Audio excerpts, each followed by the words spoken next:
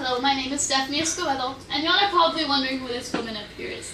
Her name is Sojourner Truth, and today I will be talking to you about her famous speech, Ain't I a Woman? If a woman have a pint and a man a quart, why can't she have her little pint full? Sojourner Truth was born into slavery around the year 1797 in New York, whom eventually went on to speak before a women's rights convention in Akron, Ohio. Her speech is more commonly known as Ain't I a Woman? This contraction may sometimes appear as aren't in other versions of the speech. The purpose of Sojourner's speech was not to inform people about equality, nor to persuade people to follow the women's rights movement. This speech was delivered as a way to argue the fact that women were capable of doing anything a man could, and that women deserved to be treated as an equal and not inferior. I have conducted extensive research, and today I will inform you about the historical context, rhetorical strategies, and legacy of Sojourner Truth's address at the Women's Rights Convention of 1851. I will begin by explaining some of the prevailing events occurring during the women's rights movement. Following Sojourner Truth's emancipation after 30 years of slavery, she worked as a housekeeper and a cook. Truth was also very religious and regularly participated in religious movements.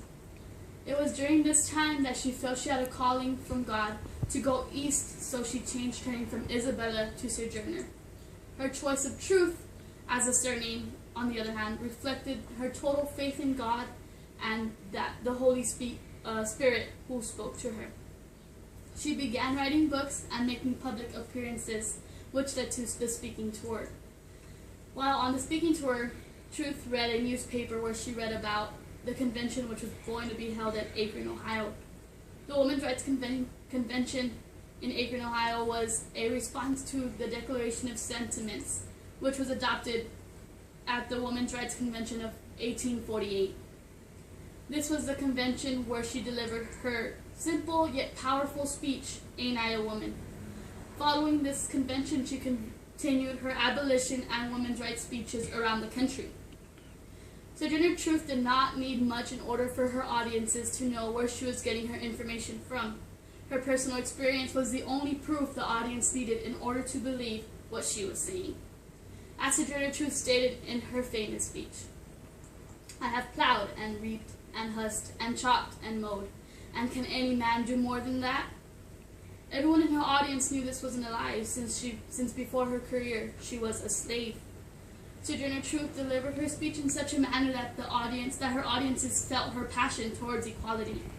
The use of and repetition of the question, Ain't I a Woman, is used as a way to keep the audience intrigued, and it was also a very good and effective way in order for her to get through to her audience. Sojourner's speech was not a speech where the words went in one ear and out the other. This speech was something people, especially women, could relate to or have opinions and feelings over.